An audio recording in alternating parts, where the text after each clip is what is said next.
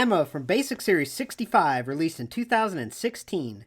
Her attires from NXT on September 30th, 2015, where her and Dana Brooke defeated Peyton Royce and Billie Kay. So this is the second figure of Emma that I have covered in the 12 Days of Jillmas, and there's a reason for that.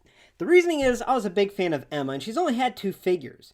And her 2 figures are completely opposite. The first one from Basic Series 49 is more of her babyface role in bright color attire, and this stands out and pops. And it's definitely covering her All About Me heel gimmick, and I absolutely love that gimmick. When I first got started into catching up to the women's division wrestling, I watched a lot of Emma matches, to say the least. So to have a figure in that form is awesome, even though there's some bad to mix in with some of the good. Now, taking a close look at the face, this is a different scan than her basic 49, and as you can see, she's got this whole arrogant, smug look on her face, and it is just perfect. The hair color is also a nice brownish blonde, and the mold is great.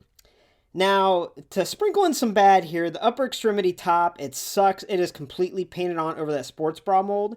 And what that means is there's actually some flesh color to that molding because her intricate attire top at the time didn't match that sports bra mold. So there's a combination of paint and then flesh colored molding, and that bothers me. And because it's such a bright silver paint, you can really notice that they just painted on top of that mold. So that sucks.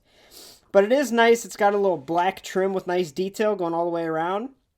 Now, the back of her trunks are awesome. I think those are awesomely painted and look great.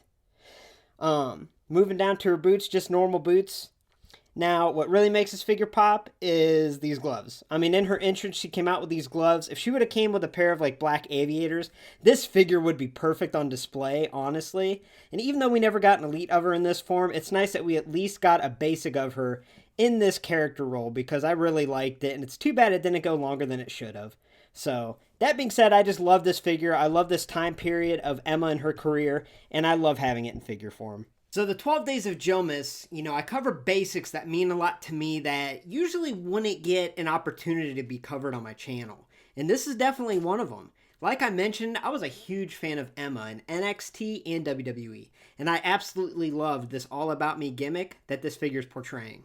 To the point where I'd say 90% of the time, my ringtone on my phone is the entrance song she had during this gimmick, the All About Me gimmick. So I absolutely loved Emma. And I'm just glad that we got this in figure form in this gimmick because it was great. Could it have been better? It could have, but at the same time, I'd rather have this than nothing at all. So I'm proud to have this figure, and it's one of my favorite basics. Thanks for stopping by Lumberjoville. Women's wrestling lives here. And thanks for checking out another episode of the 12 Days of Jillmas and finding out why these 12 specific women's basics are special to me. Have a happy holidays, everybody. I'll see you soon.